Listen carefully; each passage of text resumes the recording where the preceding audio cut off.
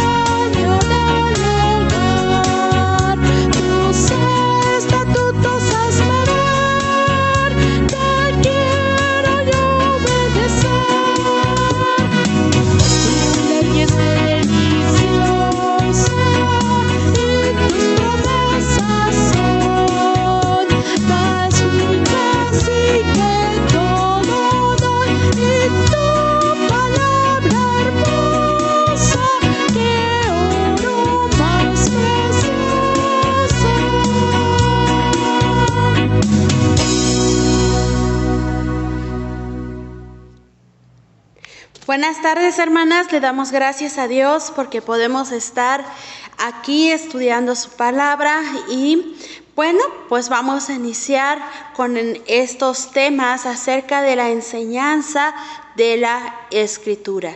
¿Qué es lo que nos enseña la Escritura?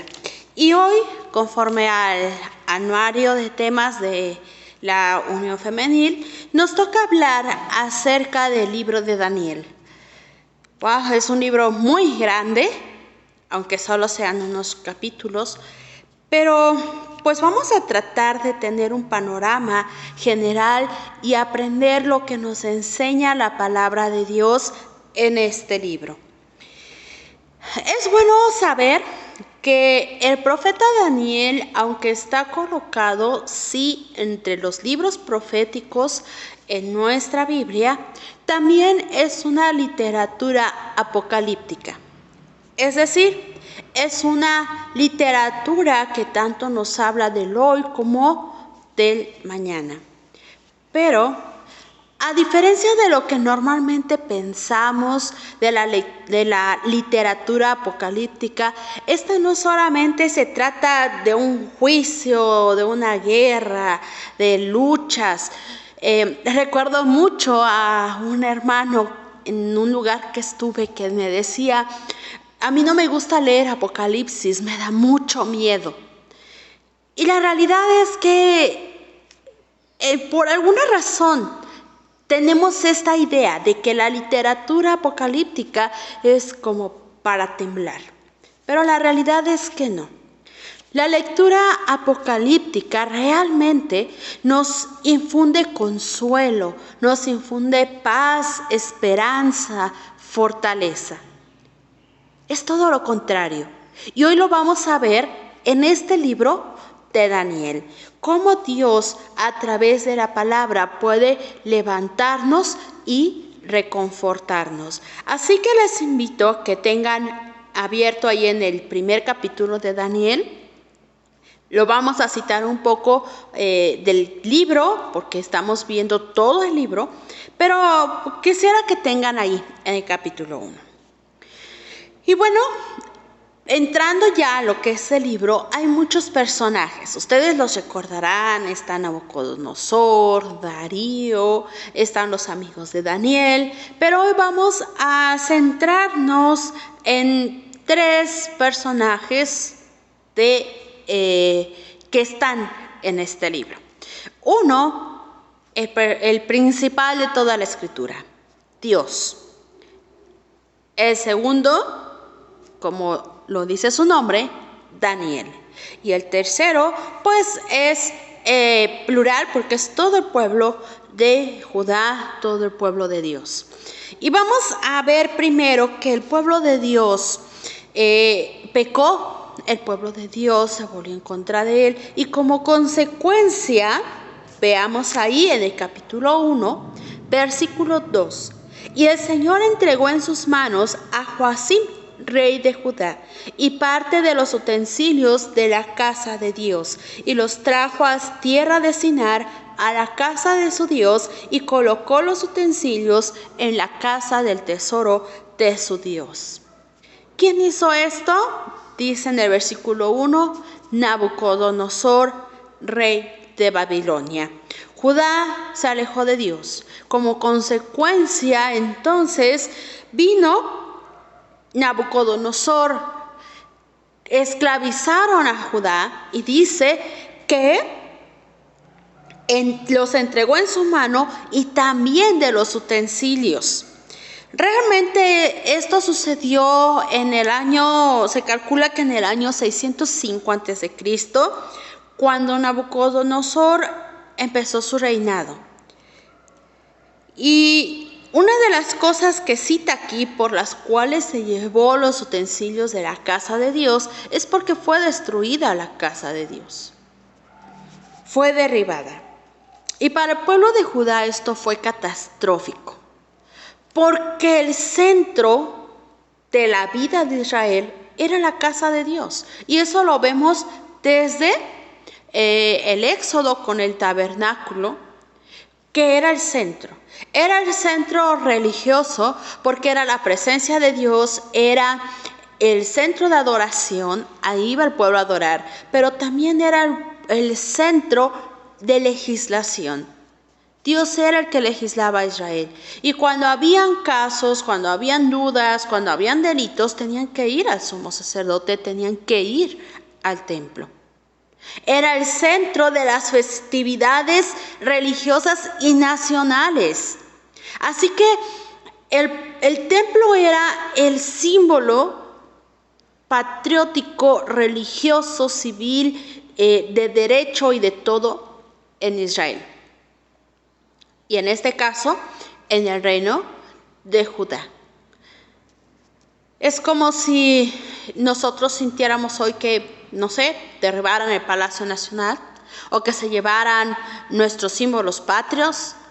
Algo así sucedió. Sin templo no había nación. Todo se había derrumbado.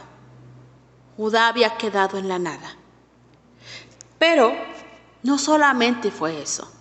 Toda la realeza, todos los nobles y eruditos fueron sacados de su tierra y fueron llevados a Babilonia. Y entre ellos, Daniel. Daniel era un hombre sabio, pero era de la realeza, era un hombre noble, que tuvieron que soportar la humillación. Como dice el autor de este tema, podemos imaginarnos toda la caravana de cautivos custodiados por soldados, caminando a través de todo ese territorio hasta llegar a Babilonia. Daniel llegó a un lugar donde no tenía familia. Se había quedado sin nación. Y llegó a un lugar donde todo esto aumentó, esta humillación creció. Recordemos que para los judíos el nombre era identidad. Daniel significa Jehová juzga, Jehová es el juez. Y era el nombre tan preciado para los judíos que simbolizaba toda la identidad de quien lo portaba. Pero cuando Daniel llega a Babilonia, entonces Nabucodonosor le cambia el nombre y le pone a Daniel, versículo 7, a estos el jefe de los eunucos puso nombres. Puso a Daniel Beltsasar, a Ananías Sadrac, a Misael Mesac y a Azarías Abednego. Le cambian el nombre por el de un ídolo. Ya no era más poner en alto el nombre de su Dios, de que es el juez, rey y señor de toda la tierra. Ahora su nombre era el nombre de un ídolo. Podemos alcanzar a vislumbrar lo que esto significaba para Daniel. Que le quisieron robar su identidad después de que le quitaron su pueblo, su casa, sus posesiones, su familia. Y ahora su identidad y también sus creencias. Por eso le pusieron el nombre de un ídolo. Es decir, querían borrar por completo lo que Daniel era. Todo se había acabado. Ya no existía más el reino esplendoroso de Judá. Ya no había fiestas. Ya no había sacrificios. Pero tampoco había quienes defendieran. Ya no había nobles, ya no había eruditos, ya no había quien enseñara la palabra de Dios. Todo se había terminado. Y aquí es donde entonces nosotros vemos a Dios. Aquí es donde nosotros podemos ver cómo Dios va actuando en la historia. Porque Él es Señor de la historia. Porque a pesar de todo lo que habían vivido, Dios seguía siendo Dios. Y Él siempre tiene un propósito para la historia.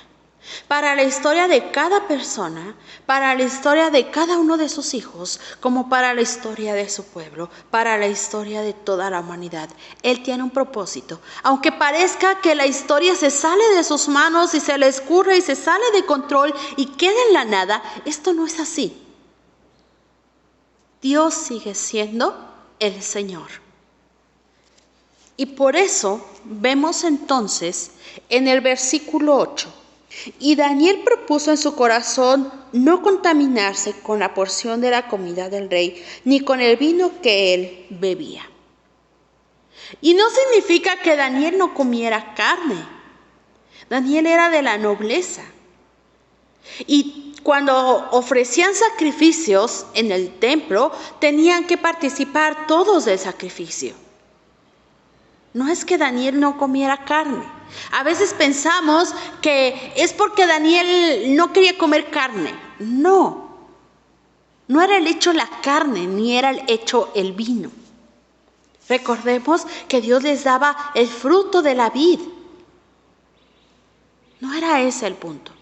El punto era que esta carne y que este vino estaban destinados a ser ofrecidos a los ídolos. Y después de todos sus rituales y su adoración, entonces participaban de ello. Ya le habían quitado su pueblo, su casa, su familia, le habían puesto el nombre de un ídolo, le habían querido quitar su identidad. Negarse a participar del banquete de los ídolos era para Daniel el decir: aunque me quiten mi nombre, aunque me quiten mi pueblo, aunque me quiten de mi casa, yo sigo siendo de Dios y Dios sigue siendo el Señor. ¿Podemos pensar en esto? ¿Podemos vislumbrar cómo todo se había acabado y aún Daniel con su conducta sigue diciendo: Jehová es el Señor? Él sigue actuando en la historia. Y entonces podemos ver cómo Dios nos enseña a través de la Escritura que Él tiene el control. Y todo este mensaje que Dios le reveló a Daniel, primeramente fue de fortaleza para él. Fue para levantarlo, fue para animarlo a seguir firme en sus principios, firme en la obediencia a Dios. Y fue tanto lo que Dios lo fortaleció con las visiones y con su palabra revelada, que Daniel estuvo dispuesto a desobedecer al rey, al punto que lo llevaron al foso de los leones. Él estuvo dispuesto a enfrentar la muerte antes que desobedecer a su Dios. Porque ya Dios lo había fortalecido. Porque Dios había obrado en su vida a través de su palabra, a través de su revelación, a través de la escritura que ya había, que era el Pentateuco, los escritos. Y entonces Daniel dice: Jehová es el Señor. Yo voy a permanecer firme. Él es el Señor de la historia. ¿Por qué me humillaron? ¿Por qué me sacaron de mi casa? ¿Por qué me quieren quitar mi identidad? No lo sé. Pero yo voy a seguir sirviendo a Dios, porque Él es el Señor. Y de esta manera, esta literatura apocalíptica confortó a Daniel. Pero ¿saben? También nos conforta hoy día. Porque este mensaje no solamente fue para Daniel. Dios se lo dio a Daniel para que lo escribiera para bendición de todo su pueblo. La historia hoy día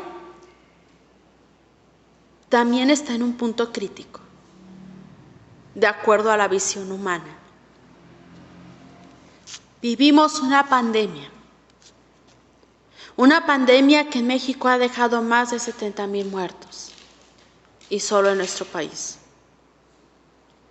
Una pandemia por la cual hoy muchos hogares están de luto, por lo cual muchos hoy tienen tristeza en su corazón por tener a su familia en el hospital y no poder verlos. Pero no solamente vivimos eso, vivimos una economía tan frágil y tan cambiante, que hoy los productos básicos, la verdura y muchas cosas que utilizamos han subido de precio. Y parece que no, pero yo sé que ustedes, sobre todo hermanas que van a hacer sus compras, se dan cuenta que nuestra economía está cambiando. Y va a seguir. Esto es el principio. Pero no solamente eso pasa en nuestro país. Nuestro país vive tiempos de inseguridad. ¿Qué sucedió tan solo en la semana pasada? ¿Cuántas muertes tuvimos aquí a nuestro alrededor? Vivimos tiempos de inseguridad. Pero no solamente es eso. Hoy Tabasco está inundado y hemos recibido peticiones de hermanos porque sus casas están inundadas, porque sus pueblos se están llenando de agua. Pero no solamente es eso. Este fin de semana estuvimos viviendo, y este principio de semana, con una doble amenaza de fenómenos meteorológicos en la península de Yucatán.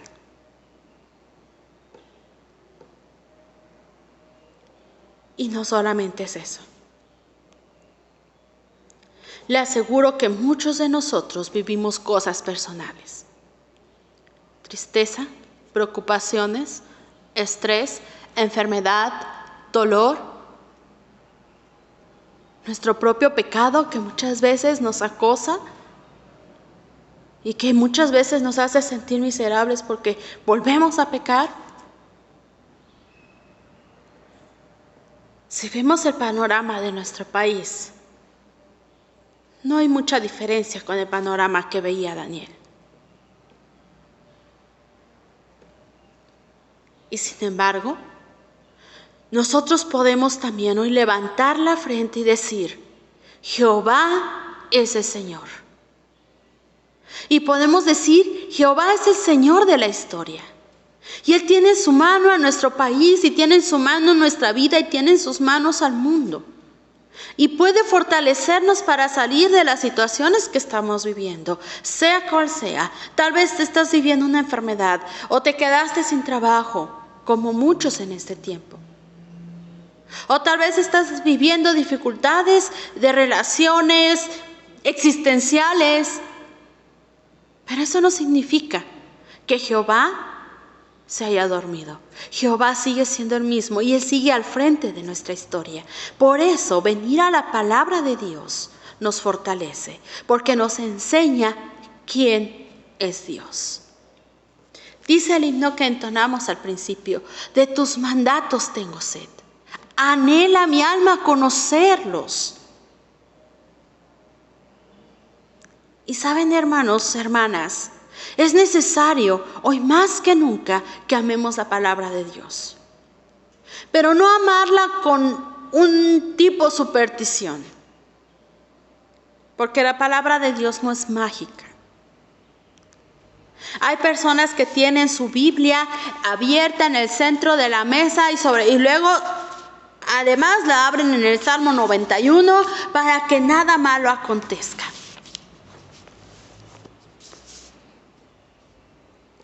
Hay personas que no pueden ni que se maltrate tantito y se enojan y ¿cómo es posible que le hiciste esto a la Biblia? La Biblia no es una poción mágica. La Biblia no actúa de esa manera, por sí sola, así como que en el espacio nos va a cuidar. No.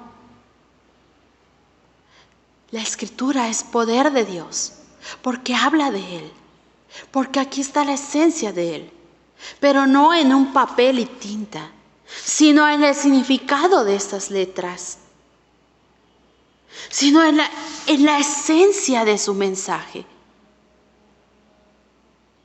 Y tenemos que venir a ella.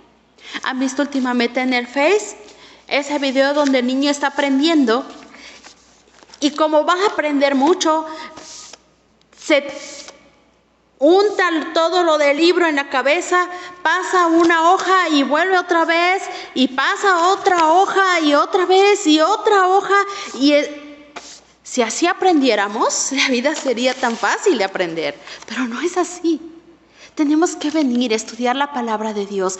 Y entonces, cuando venimos a ella, es cuando el Espíritu Santo actúa en sus enseñanzas para darnos esa fortaleza, ese consuelo que necesitamos, para levantarnos de donde estamos, así como lo hizo con Daniel. ¿Qué hacía Daniel? Daniel venía a Dios 3 veces al día. ¿Y nosotras? Nosotras, hermanas, tenemos que seguirlo haciendo. Si lo estás haciendo, te felicito. Y si lo has descuidado por alguna razón, te animo a que vuelvas a la palabra de Dios. Si tienes dificultades, si tienes enfermedades, si sientes que todo se ha venido abajo, ven a la palabra de Dios, estúdiala y pídele a Dios que su Espíritu Santo te ilumine para que puedas ver su mensaje en ella, para que puedas ver su enseñanza y que podamos decir juntos: Jehová es el Señor. Él sigue siendo el Señor de la historia, el Señor de la historia de nuestro país, el Señor de mi historia, de mi familia, y no nos ha dejado solos. Podemos seguir adelante, podemos continuar si nos tomamos de la mano de Dios a través de la Escritura. Yo les animo a que vengamos a Dios, a que vengamos cada día a su palabra y que podamos, como Daniel, también obtener de él fortaleza, fe, esperanza, consuelo, porque cada día Dios está por nosotros. Dios les bendiga.